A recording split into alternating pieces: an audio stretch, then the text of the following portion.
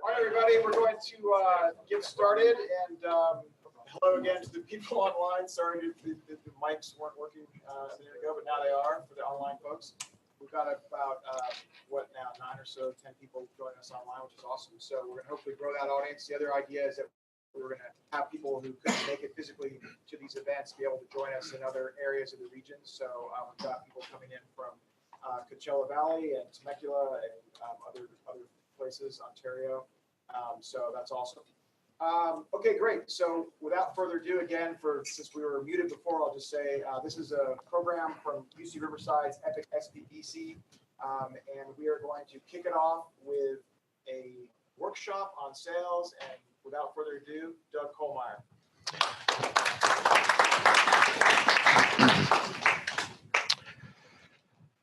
Thank you, Scott.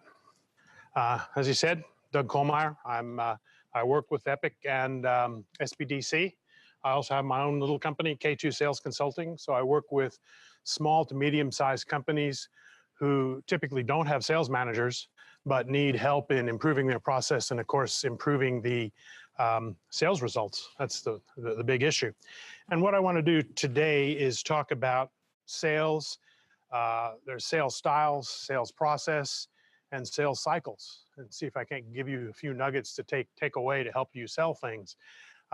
Maybe I can kind of level set the room. How many people here have worked in sales and actually sold? Oh, quite a few, probably half. How many people here have had professional sales training? About the same number. That's great. Okay. All right. Technology here. Obviously not.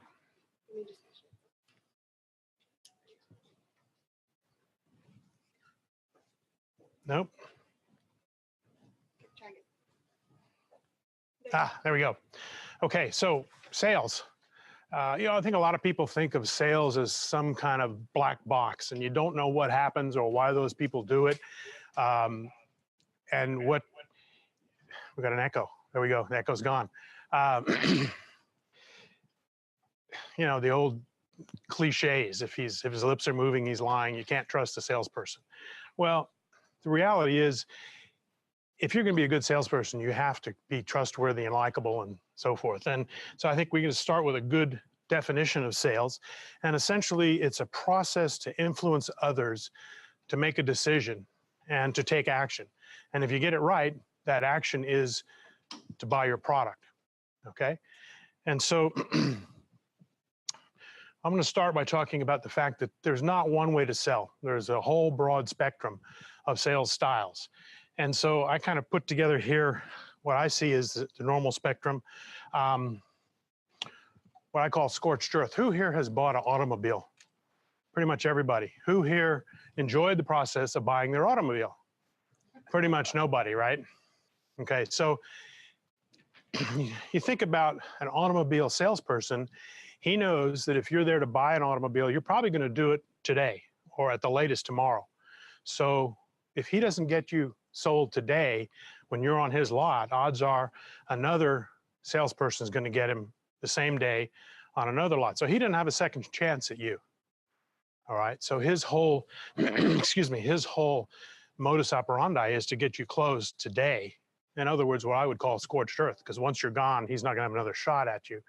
I'm sure you've heard the term, what'll it take to get you into this car today? I mean, their goal is to get you sold right now, right? And so they don't really care about you from a follow-up standpoint. The second one is called feature benefit. And feature benefit is probably the most common of all the sales styles. And that's where you have a whole list of features that your product offers, and the typical salesperson is going to want to tell the customer every one of them. And I think there's a better way to deal with that, but I'll get into all of these a little bit more deeply here in a minute. The next one, emotional connection. I'll tell you that is by far and away the most powerful sales tool. If you can establish an emotional connection with your customer, or more specifically with the product he's already using and has a problem with, your chances of selling him go way up. Relationship selling. In B2B selling, this is probably the most common way of selling. I was in the RV business. We had over 100 dealers. We had to go back to those dealers because we sold them the RVs over and over again. And to have a good relationship was very important. Otherwise, he might choose another brand of RVs. Okay. In B2B selling, typically the relationship will be with a professional purchasing agent, and that also changes the way you have to sell. The last thing in the sales style is what I would call counselor selling, and that's typically involving some kind of a license, like a doctor or a lawyer or maybe a stockbroker. Also, some of the most sophisticated selling companies in the country will use a counselor selling where they're trying to get their salesperson to become the most important asset to that company and therefore differentiate themselves from everybody else by becoming a counselor more than just a salesperson. Okay, so that's another strategy, although that takes a lot more effort than most of the other styles. So within all the sales styles, there's a very varying level of negotiating power. The first one I have here is bidding. I know I don't have that as a sales style because I don't think, but the bottom line is in a bid, if you don't meet all the bid requirements, you're considered non-conforming and they throw your bid out. So you have absolutely zero negotiating power in a bid situation. In relationship selling, you have a little bit of power, but basically you have to go back to that person over and over again. You can't afford to and do the kind of scorched earth thing we talked about with automobiles. You have to have a good relationship. And a lot of times that lowers your ability to have any negotiating power. Feature benefit, you get more negotiating power there because presumably your sales pitch is going to explain to the customer why you have a greater value than, say, your competitor or what he's already using. Counselor selling, you think about going into an attorney. You don't have much negotiating power. He charges you $300 an hour or whatever his charge is. Okay, so the buyer there has little or no negotiating power with an attorney. But with emotional connection, that's the highest possible negotiating power you can get, because if you can connect with the person specifically what he doesn't like about the product he's using, your chances of selling go way up, and also your chances of getting your full price. Okay? Sales compensation. That's a huge subject, and there are books and books and books written on it, and I don't want to spend too much time, but I want to make one point, and that is, with sales compensation, you're going to get the behaviors you pay for. So if you have 100% sales commission, then what you're going to get is what I would call a gunslinger, somebody who has no care about his customer. He's going to close it, and if he doesn't close it, he moves on to the next one, and basically using the same scorched earth application that car salespeople use. On the other hand, if you use all base pay, you're going to wind up with an administrator or customer service kind of behaviors because they have no incentive to actually sell more. And so from a sales compensation standpoint, somewhere in between makes the most sense. Maybe a base pay that it gives them a kind of a base that they can pay the rent and maybe, but then they have to get commissions to make a reasonable living wage. Also, the best salespeople are typically type A personalities. And what they're going to do is they want to beat everybody else on the team. And so they use commission as a way of measuring that. So sales compensation is important in terms of sales. But as I said, it's a broad subject. So let's talk a little bit about sales styles. I mentioned the scorched earth Hall Dobbs. Hall Dobbs were a couple of guys who had a Ford dealership up in the valley here. I don't want to date myself, but about 40 years ago. And they created what was called the hard TO. TO stands for turnover. So bottom line, you'd come on their lot and they'd want to have your keys so they could evaluate your trade, right? Well, what they'd do is they'd park it way in the back and lose it. You couldn't get your car back. Or if you demanded your keys, they'd throw them on the roof. They had some guy who weighed 400 pounds who'd stand in the closing booth so you couldn't leave. They had all these sophisticated ways of keeping you there till they got you to buy the car. Luckily today, most of the behaviors that they used in the hard TO have been outlawed. Actually, they can't use them. And to be honest, not all car salesmen use this scorched earth policy. Most, especially the luxury brands, have figured out that a educated person who has a reasonably good lifestyle finds it kind of insulting to be treated that way. And to be honest, many of the car stores now have changed their tune, but you'll still find a lot of these scorched earth kinds of policies used. Feature benefit. I think the big takeaway here is with them. What's in it for me? Okay. I said feature benefit is the most common of all of the sales techniques that are used, but in essence, a lot of salespeople have the list of features that they have, and they're going to present that every time they go, but they forget about the benefits. And when you're talking to a customer, his interest is what's in it for me. And so you need to figure out what is his problem? Do you have a solution for his problem? Does he have some kind of a pain that he has with the product he's using today? And then focus your sales pitch on those things, on what's in it for your customer. And so think of it more as a rifle shot than as a shotgun blast to do all the emotional connection. That's easy to say, establish an emotional connection. But when you've just met somebody and you've been there 10 minutes, that's not the easiest thing in the world to do. But it says here, qualify the pain points. So when we go through the process, one of the two most important parts of the process are qualifying. And what you want to do is you want to ask him questions that identify those things he doesn't like about his product. Okay, and I'll get more into that in a minute. But to get to an emotional connection, you need to figure out what the customer's pain is. Relationship selling, I said that's repeat selling. Also, professional purchasing agents, that's very typical in B2B selling. You often have to deal with purchasing agents, and their job is to get the lowest price. And so you can bet when you go in there to try and sell them something, they've done their homework, and they're going to say, here's what I can buy your competitor's product for. Can you beat them? So it makes it difficult. So your style with relationship selling is very much dictated by who you're selling to, especially if it's a professional agent, a professional purchasing agent. And the last one, counselor selling, as I said, it has to do with expertise. So you go to your doctor, you're going to rely on his knowledge to do it, and you're going to pay whatever they say they're going to charge you. About the only thing you can do there in negotiating is vote with your feet and go find a new doctor or lawyer or broker.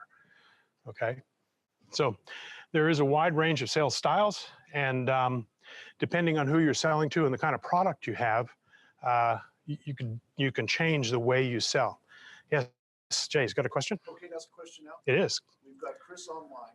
He wants to know for the part about emotional connections, how would that work if your business involves selling online? That's a really good question.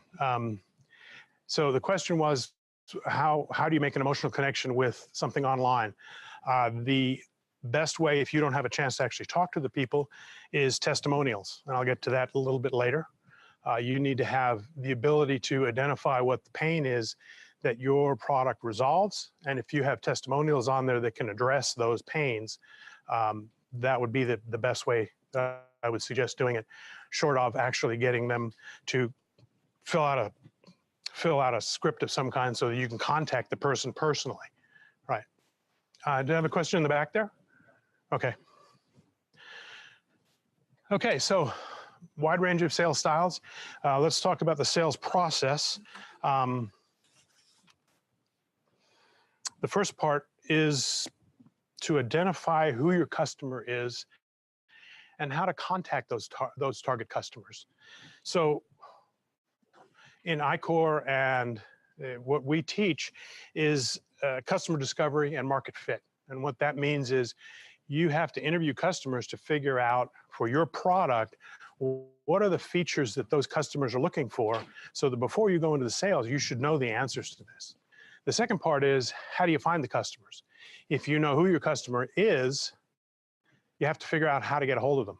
Online is one of the most common today, but I think that's it's typically a marketing function, not a sales function, but from a sales standpoint, prospecting is the first thing. You need to know who they are and how to find them. So once you've found the customer and you've got a chance to go talk to them, the first part in the process is called a meet and greet.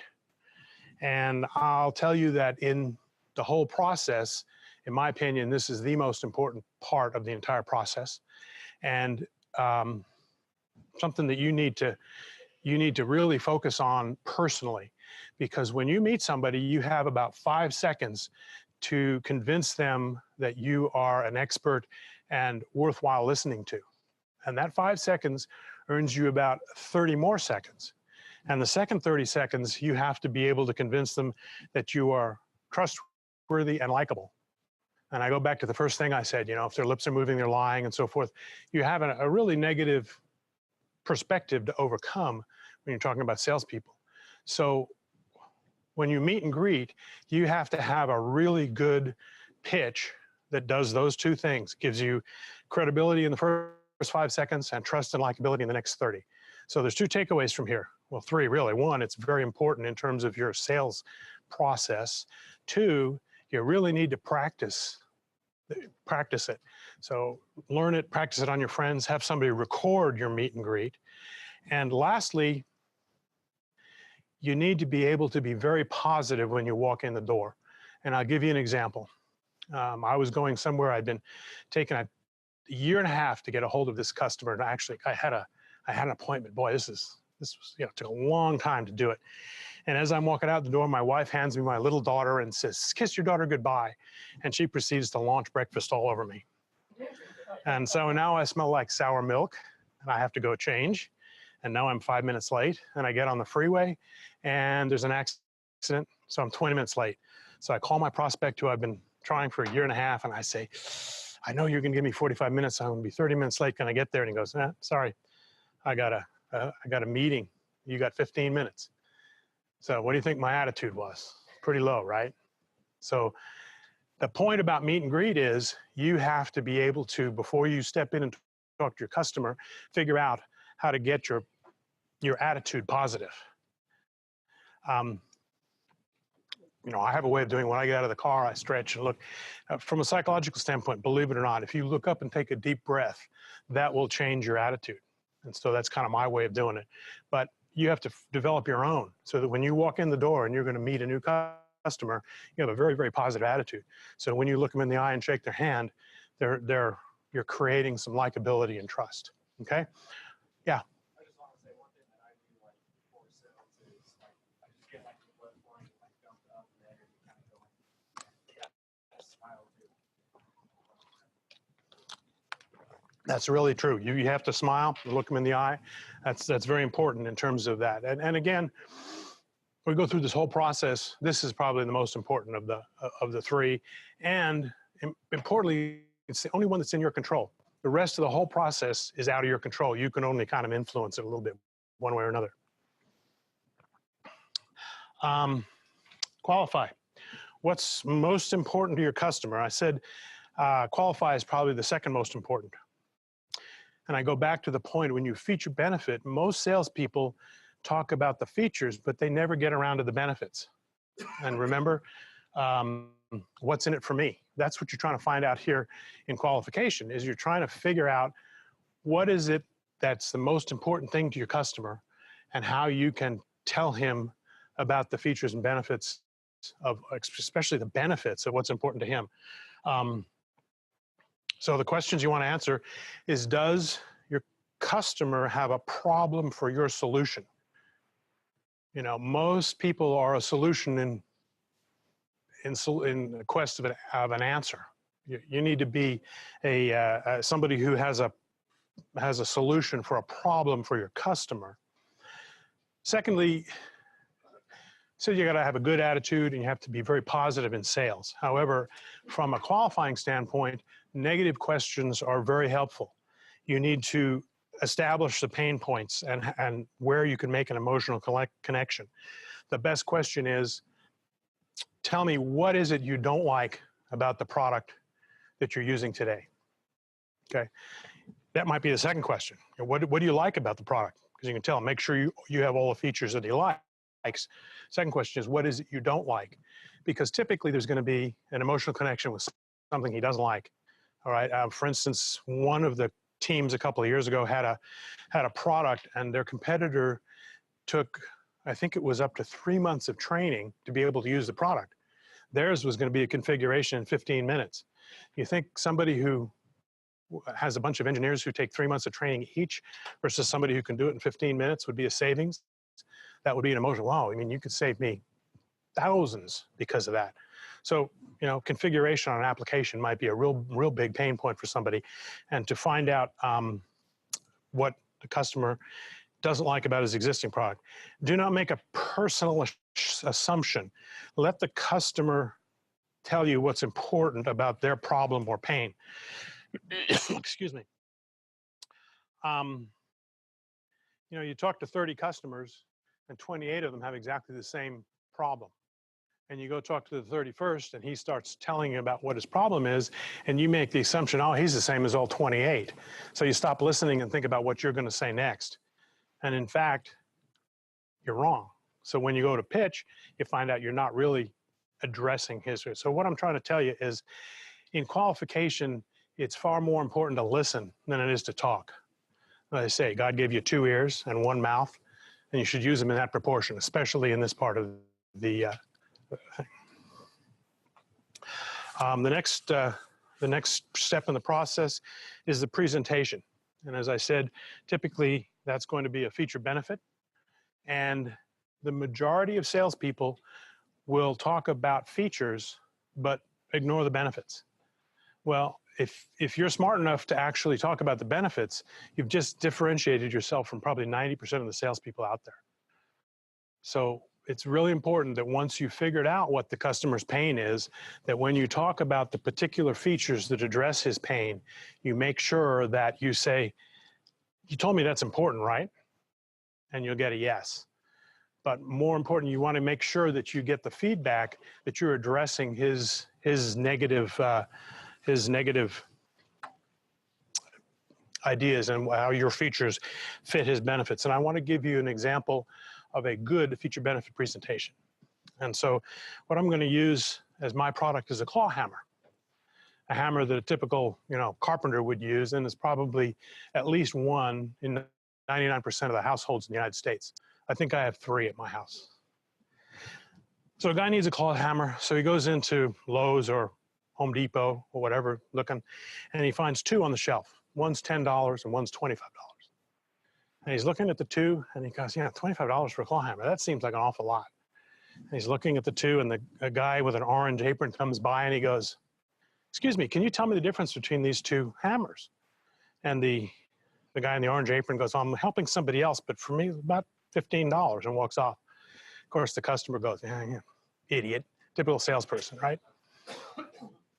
So he's looking at the 2 hammers, and a young man comes around, also has a apron on, and he goes, excuse me, can you tell me the difference between these 2? And the young man goes, oh yeah, let me tell you. He says, that one you've got in your hand, that $10 one, that handle is made out of American ash. And that's fine, but in a couple of years, that ash is going to dry out and the grain's going to spread, and you're just going to, when you're using it, you're going to get splinters in your hand. Okay, and the other thing is, as it dries out, it's going to get brittle, and you're going to be trying to pry something loose, and that handle's going to break. You can be back here in a couple of years buying another hammer. He says, now that $25 one you have over there, that's made out of kiln-dried oak. Now, I got to tell you, that's almost as hard as steel. It's never going to give you any splinters, and it's never, ever going to break. He says, now take a look at the metal on the head of that hammer. This one, this $10 one, that's a drop-forged head, which means that they heat it up, they shape it, and they drop it in cold water. So the top 1/16 of an inch or so is very, very hard. But inside there, all the atoms are not aligned properly, so it's kind of brittle. So, excuse me, what's going to happen is you're going to be prying on something, and if the handle doesn't break, then one of the claws are going to break off. Okay, now that $25 hammer, that's milled steel. That's milled from 1 block of steel, and it's very strong, and it's never going to break. You can pull as hard as you want, and neither the handle nor the claw is going to break off. He said, now I want you to kind of heft those 2. That $10 hammer, that's kind of head heavy, isn't it? So that means when you're hammering away, it's kind of hard to hit your target. And I guarantee you, in a couple months, you're going to hit your thumb. And what's going to happen is your children are going to learn some new words. Over the next month, your thumb's going to turn black and the nail's going to fall off, and it's going to take several months to grow back. You're not going to be happy at all. Now that other hammer, that $25 hammer, it's feel how balanced it is. I guarantee you, every time you're going to hit the nail on the head, so to speak. Okay, so you asked me what's the difference between those two hammers. That $10 hammer, you're going to be back here in 2 years to buy a new hammer. That $25 hammer, you're going to give that one to your grandchild. Okay, so you think about it. A claw hammer, it's not much of a product. There's not very many features. And yet that salesman addressed everything. The pain, his thumb, right? The investment's good investment because why? When he talks about giving it to his grandchild, you get this flash of, you know, some old person handing it to their favorite grandchild. And they really pull the heartstrings a little bit. Okay, so there you go. I think from a best, feature benefit presentation, that's the best one I've ever heard. And I heard that many, many years ago on a scratchy old, so feature benefits, remember, your features are what your customers want, but it's the benefits that make the sale. Demonstrate. Most sales processes will say presentation and demonstration is the same thing. But a demonstration involves either a widget, so you have to have a prototype, although you can do a presentation without a demonstration. Okay, so most of them are together. Your presentation is much stronger with the demonstration than if you don't have a product, but certainly you can do it without. So in the process, once you've done your presentation, you're going to have to handle some objections. Pretty much every sale, the customer is going to have some objections of some kind. There's two kinds. There's a misunderstanding and a obstacle. So a misunderstanding is when the customer you says, well, yeah, you know, I was interested in this particular feature. And you say, well, you know, yeah, we do have that feature, and you go back and explain what the feature is. And you said that was important, right? So get that yes. The second one is an obstacle. Now, an obstacle is a feature that your product doesn't have that the customer wants. And in a lot of cases, that's going to make your product sale-proof. All right? There's two ways you can overcome an obstacle. One is to convince them that the overall group of features creates enough of a value. And the second one is to drop your price. Neither one is a very good solution. And I go back to customer discovery. If you do customer discovery right, you're not going to have any obstacles. Okay?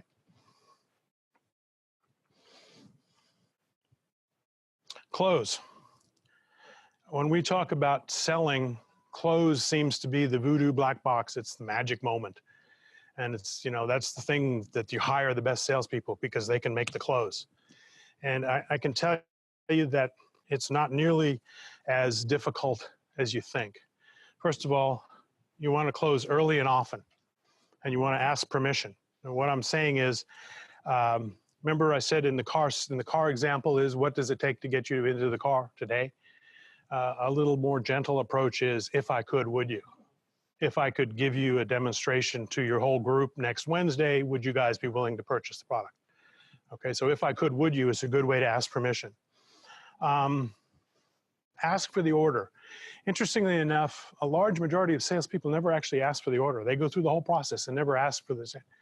Okay, and statistics show it takes a minimum of 5 times before a customer will say yes.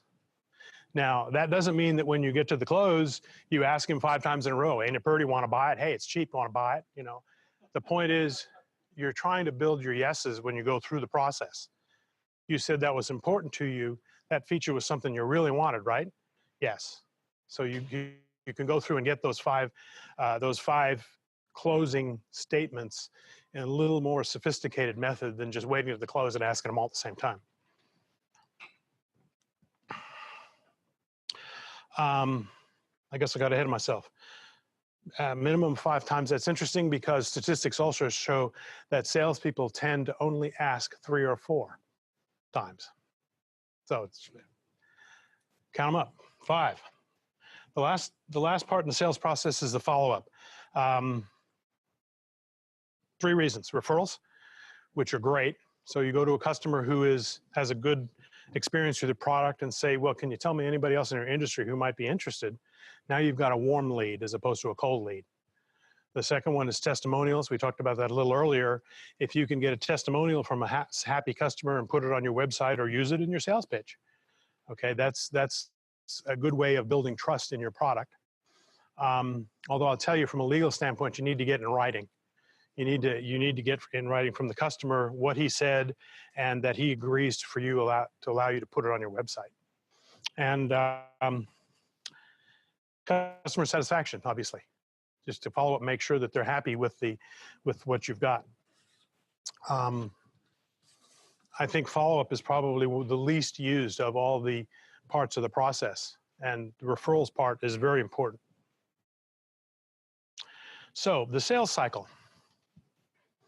The sales cycle is the time interval from the prospect's initial interest to delivery and payment for your product or service. I'll give you 2 examples. We had pizza today. You know, the pizza sales cycle. Hey, you want to get a pizza? Hit speed dial, you know. Extra large meat lovers. I can pick it up in 15 minutes? Great.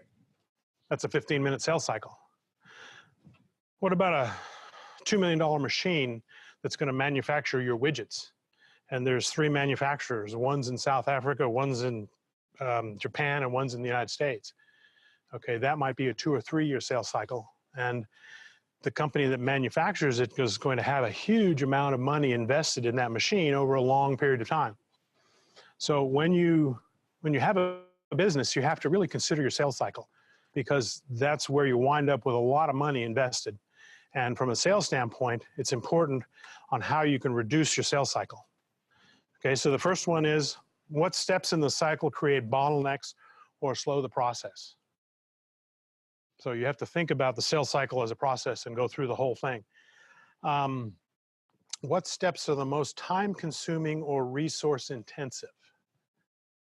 And a lot of times what I've seen is that production or design want you to go through all this configuration on a product before the sale. That's a prime example of taking a whole lot of time and effort that can be done after the sale has been consummated, okay? Again, it has to do with how much you're investing, is it? What are the process steps that are not efficient in closing the sale? Are there any steps that affect the quality of the product or service in a negative way? And lastly, and I think this is very important, when you make a change to the process, how do you account for the opinions of the stakeholders, and how effectively communicate that change to everybody in your organization? Yeah. Second question, are we able to access these slides later? I think we should have them on, we able to give them to everybody, make them accessible to everybody? Yes, we're recording this event. You might want to repeat the question for. Okay, I'm sorry, people online. Are the slides going to be accessible at a later date? And the answer is yes, they will be. And the whole session is recorded. So if you want to listen to me again, you can.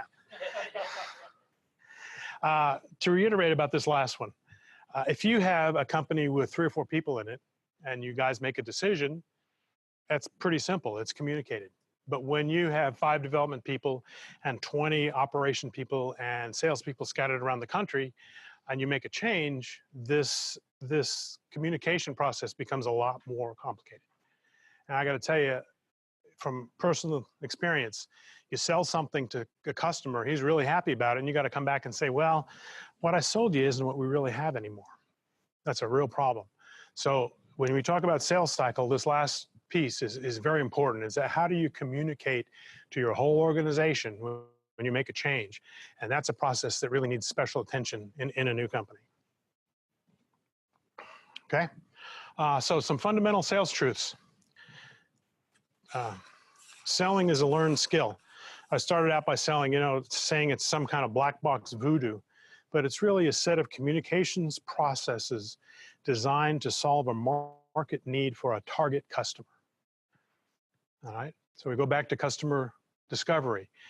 You need to start there and work backwards. But if you get customer discovery right, sales and selling becomes much easier. Persistence is the key to success. Statistics show sales increases after 5 closing attempts. Most salespeople stop after 3 or 4. That's an amazing statistic to me. that you would spend all that time and not ask for the sale, a minimum of 5 times. Sales is not for everybody.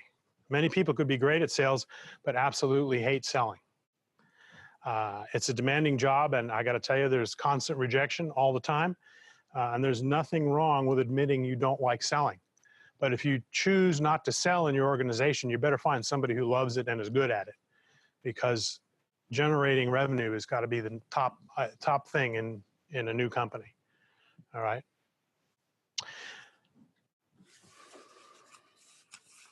So, complex B2B corporate sales. This is important because a lot of the people who start new companies are going to sell to in B2B. And it typically does not involve a single person, but a core group of people who have influence on the final outcome. Identifying who the influencers are from the beginning heavily impacts results. One of the things we teach in our process is what's called an ecosystem map. And that tries to identify within a company or your customer base how you're going to identify who's important. For instance, you might be selling to an engineer who wants this application, but does his boss have the budget to be able to get it? And does his boss have the authority to spend that amount of money? Or does it have to go up to the president to get the decision? You need to be able to understand all those things within an organization. I work for a company that if it was over $10,000, the board of directors had to approve it. Well, they only met once a quarter. So that was a real issue, So B2B sales, it's important to really understand who your customer is, and most importantly, who's going to make the decision to actually be able to spend the money. There's often a financial component to sales. So you go, somebody says, man, I love your product. I love to sell it, but I just can't afford it. All right. Before you start selling, especially if you have a fairly expensive product, you need to have some kind of a financial company that can, well, hey, that's not a problem. I can finance it, and you can pay over 3 years. Okay, you need to have that capability before you go out. So just understand that there is a huge financial component to it. Another issue in the financial area is a lot of companies have extended agreements for supply. They might have a 3-year agreement with some company, and you want to displace the other company. But you have to understand, that sales cycle can be longer just because they have an existing agreement with somebody else. Last thing, salespeople are here to stay. You think about how technology has changed sales. Google is the most example, right? Who just bought Whole Foods? I mean, they're going to disrupt that whole business, right? So within a month or two of their doing it, now all of a sudden, Target and Ralph's and everybody else, you can order online and they'll deliver in 2 hours. Man, what a change. That's a business that hadn't changed in 50 years, maybe 100. And one move by Google, and it's disrupted the whole business. So technology has definitely changed sales. But when you have a new company with a new product, you're going to have to go out and sell it, convince people, the product is worthwhile. All right. So my point is that selling is something that's going to stay. The sales process tends to loop on itself. That's another important concept. Everybody sees this as some kind of linear process. You go A, B, C, D, you make the close, you go away. Well, it doesn't happen that way. It often happens over several meetings. And a lot of times, you thought you made progress and then you'll step back. So by understanding how the process works, when it loops back on itself, you understand where you are again in the process and how to move forward by going again through the process. All right. So an example is overcoming objections. You think you got the guy in hand and he's going to buy the product, and he goes, but it doesn't have that feature. And you think, well, I just explained that to him 2 minutes ago. You can't say, you idiot, weren't you listening? You got to say, excuse me, I didn't express myself clearly. Yes, we have that feature, and here's what's going to solve your problem. All right. But the loop part is important because it's going to happen every time. And if you can understand the process and where you are in the process, you have no problem just reestablishing yourself in that loop. So, important takeaways from today.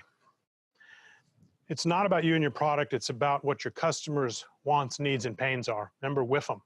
Just remember, WIF them. What's in it for me? The sales process is just a series of facilitated communications. So, you know, it's not that voodoo black box that most people think it is. It's really a process. And the idea is a facilitated process to get somebody to take action and hopefully make a decision to buy your product. I talked about connecting with the emotions. Stories are more powerful than data. Emotions move decisions. I got to tell you, I'm more of a data kind of person. And it took me years to understand this. You know, if I just tell them how great this product is and how it's got it, the reality is this, emotions are far more important in making decisions than actual data. And that's hard to understand, but it's really, really true. So a good pitch is one where you ask questions, listen to the prospect, and offer them a solution to their problem. That's pretty succinct. That's exactly what sales is. And I think as I said earlier, the greeting and the qualifications are the most important part of the process because that lets you take a rifle shot at what they want rather than a shotgun blast like most salespeople do. All right, so that's what I have. Do we have any questions?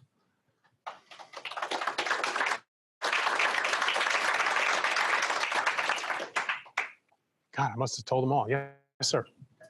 Thank you so much. That was great. Alice Falutus, I teach at UCR Riverside in the computer science department. I've done a few companies. Sales has always been a problem for me because I'm not trained in the art. A question that when we say sales is something you can learn. What would be a good way to learn? What would you recommend? Let's say to a new person, they say, yeah, you know, maybe I can give it a shot, or some of my guys, engineers, oh yeah, I can do everything. Right? What would you recommend they do to train? And of course, they cannot drop everything and go on a 2-year learning spree and then come back to their company, right? And my second question, how would you vet when you hire a salesperson? Okay, so 2 questions. For people who know nothing about sales, what would be the recommendation to learn about sales? And the second one is how would you vet people to understand who are the best salespeople? So to answer the first question, start with seminars like this. There's lots of books on sales, and practice on one another. Okay, if you're learning as a group or 2 or 3 people, or what, practice on one another. And if somebody's sitting there and they get to kibitz on what you're doing, believe me, they'll learn more quickly on how to follow the process. A great suggestion is to video the process. I went through that in a public presentation class, and I couldn't stand that little red light. That used to make me nervous as could be because I knew, and then I had to go look at my own presentation, and I was like, oh God, did I really do that? You know. So 2 things. There's lots of opportunities to sell that doesn't take you months to figure it out, and video yourself. The second one, how do you vet salespeople? And that's a really tough one. I have met literally hundreds and hundreds of salespeople, and I've never been able to figure out. Some of the people that I thought would be terrible salespeople are some of the best. I got to tell you a quick story. I had a guy, he sold RVs at Mike Thompson, and who's one of the biggest in the country. And this guy, you know, we would have sales training, mostly on product and the feature benefits of all the motorhomes and stuff. And he would always get 100 on the exams. He knew everything about those motorhomes. And I was listening to him sell one day, and one guy, the customer goes, well, how big is the engine? And he goes, it's big. He goes, no, really? What's the horsepower? How big is it? Oh, it's a lot. It's really big. And I was standing there. I knew he knew the question because the week before he told me, you know, it was a 380 horsepower, and he knew what the foot-pounds and everything. He knew all those things. It's big. Oh, it's going to go fast. And I couldn't believe it. And this guy was one of the best salespeople there. And later on, I asked him, I said, why? And he goes, oh, the guy doesn't care. He just wants to know that when he goes up the grapevine, he can pass all his buddies. And that's really true, okay? So how do you figure out who's a good salesperson and who's not? First of all, they should typically be type A kind of personalities who like to win. Secondly, they have to have an attitude of customer service. I talked a lot about the scorched earth policies and the stuff that people who don't care, the gunslingers. If I had a company, I would want any of those people because they really take off a lot of customers. They may be good at selling, but I got to tell you, there's never a second chance at that person. So somebody who is empathetic towards customers. And lastly, there are several companies that have psychological profiles that you can fill out for 5 minutes and send it in, and they'll come back and tell you if this person will be a good salesperson, and they're pretty accurate. Well, Myers-Briggs, yes, that's really complicated. There's some others that are much simpler. We use a guy out of Salt Lake, and he had like a 10-question questionnaire, and he would come back within 10 minutes and tell us if this guy's gonna be a good salesperson. And we listened to him except one time. We thought, oh, this guy's way good. We're gonna hire him. Boy, what a mistake. Okay, so that's what I tell you is the psychological profiles, they can tell pretty well who's gonna be a good salesman and who's not. All right, yeah. What sort of techniques or tactics do you advise people who are trying to get to the decision maker? If you have to do a lot of phone work to get to that person, or you even start your sales process? Yeah, probably one of the cold calling is probably one of the favorite thing that salespeople do. I tell you what, that's very tough. You got to be ready for rejection there. So commonly what you're going to do is you're going to get what would be a gatekeeper, somebody whose job it is not to let you through to whoever you want to talk to. So the most successful way I've ever found to do it is to ask for help. You know, excuse me, could you give me some help here? I'm trying to identify so-and-so, not person, but the person who has this this performance in the organization. Could you help me or tell me who I should talk to? And when you ask for help, a lot of people change their attitude. Now, if they're a real hard-bitten, gatekeeper, you're not going to get anywhere. It's not easy. The other thing I can tell you is that there are computer programs that if you can get the email, just the at something for the company, you can put that in this program, and it'll give you all the emails and often all the titles of all the people in the company. And that's a great way to identify somebody. That way you can actually go and ask for the person or actually send them an email, an outbound, okay? Yeah. Yeah, there's a website actually. I found out like 4 weeks ago that there's a website that somebody's name that could be diagnosed by the person. You don't know the actual name, how to contact them for, and they put their name and their company and it's over there. And what was the name of that website?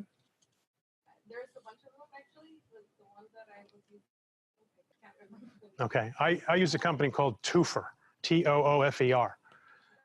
Okay. I'm sorry? Data.com. Okay, data.com is another one. Oh, that's for, I'm sorry, I forgot to, that's for identifying people in a company and figuring out what the name of the person is you're trying to contact within a given part of the organization. Yeah.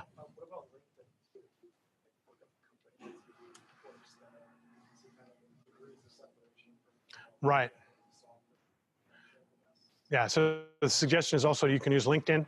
For instance, you can put in LinkedIn in the search, you can say a kind of company, Riverside, California, and it'll tell you everybody in LinkedIn who's associated with that company. That's a great way to figure it out, yes. Good suggestion. One other thing I would add to that is that also think about leveraging, again, leverage this network that we're building here to help entrepreneurs. So if you're trying to meet somebody, you can reach out to our team at Epic SBDC as well as submit to their site, and they can often be helpful to get you introductions to people you may not know or may not be able to reach. So definitely work with the folks in the region who are trying to help you build your company and build that ecosystem. Okay, yes. Do you have advice for body language? I'm sorry? Do you have any advice for body language? Advice for body language. Yeah, going back to the meet and greet, you have to be very positive. You have to have a smile on your face, can't have that scowl. Remember I told you about your ability to change your attitude so it's very positive when you walk in. Okay, and I mean, there's books on it, like you don't want to do it. There's talking about mirroring your customer. So if your customer crosses his arms, you cross his arms. If they slide down in their seat, I don't know how effective all that is. I think as a salesperson, you have to be positive and keep after it. You can't give up. You know, you have to be able to go back again and again and again and talk. All right. Yeah, in the corner. One thing that I was working as manager of sales teams was I emphasize on enthusiasm. Definitely got to be enthusiastic. And the word enthusiasm comes from the Latin Greek word induce, which means to induce from within. So you had act, feel, and so on. Right. So enthusiasm for sales is very important. Yes. Yes. What did you say that you do? You said you have consulting that you do? Excuse me. Yes. My company, I work with small companies who typically don't have sales managers. And I work, have you heard of CFOs who only work maybe 2-3 days a month? Okay. Well, I do the same thing with sales managers. It might be 2 days a week. But what I do is then I make sure that the salespeople have a strategy and have goals and so forth, and check back with them to make sure that they're fulfilling them. So I can offer that service for a third of what a good sales manager would be. Does that answer? Yeah. And I'll just throw out, I've been doing sales for 30 years. My dad always said, nothing happens until somebody sells something. That's right. And also empathy has been the number one quality that I found that has helped me as a salesman. Empathy. You have to understand what you're doing. Right. And so what he's talking about is nothing happens till the sales is made, and you have to be empathetic as a salesperson. I agree. I think when I said it has to be customer oriented, that's kind of what I was talking about. Yeah. So, following on your, what you do, your PowerPoint says like the consulting. How did you come to do consulting? Why did you go into? Why did I want to do consulting? Well, it's something actually I wanted to do for many years, but I knew that I needed a back office support. I didn't want to have to reinvent everything personally. And I had a company for which I'm not a license, I had an agreement, and they were providing me some back office work in order to do that. And so it was something I wanted to do for many years. I felt like I had the skills, and something would be interesting to help other people become successful with skills and techniques that I have.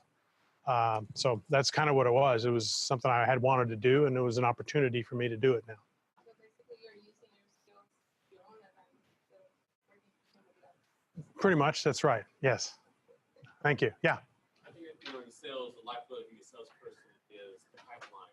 What are some things you've done to keep your pipeline full of customers and prospects so it really dries up? Okay, so the question is, the pipeline is very important in terms of sales, and you're exactly right. So what a pipeline is you bring prospects in the top, and then as you go down, you weed out those that don't qualify or are not interested, and out the bottom come the actual percentage of sales. And you have to understand how many people you need to get in the top to get your goals at the bottom. Whether that's, you need 100 people to make one sale or 20 people to make one sale. And that's directly related to your effectiveness at closing the sale, all right? And so the question is, how do you get these people? Well, a lot of it's marketing. A lot of it's prospecting and cold calling. I know Dolph is going to a conference where he's going to talk to a lot of people who would be very interested in his particular product. So he's going to have several thousand people congregating in one place. So going to these conferences like that are very important, although they're also very expensive. I don't know, what does it cost? What's your booth going to cost, Dolph? Okay, $3,500 for 3 days. So, but that's really good, especially if you have a product that is, you have a defined customer base. If you can get to that conference, it's going to pay off huge if he gets a half a dozen customers out of it. And believe me, I've stood at a lot of convention halls. Okay, any others? Yeah. How would you measure success like KPIs or anything else? Success after the first 60 days. Excuse me, my knee locks up when I stand up here. Sorry. How do you measure success? Well, 60 days, that's tough. I think you need to set goals. All right. And can I sell 5 in the first 60 days? Did I sell 5? If I didn't, why not? So yeah, for salespeople, it's important to understand goals. And typically for salespeople, you'll have an annual goal and you'll break that down into quarters and or months so that you know on a daily and weekly basis what it is you need to accomplish to make your goal for the whole year. And a lot of times, you know, your first stab at that is not very accurate. But I think it's important to have those goals. And I mentioned that the best salespeople always want to be winners and beat everybody else. The best salespeople love goals like that because then they say, 120% of the goal. Well, obviously your goal wasn't high enough, right? And that's pretty typical. If you make 120% this year, guess what your goal is next year. But goals, I think, set up and then broken down into small bites, that's important. Does that answer your question? Yeah. Okay, I've exhausted everybody. Okay. All right, thank you very much.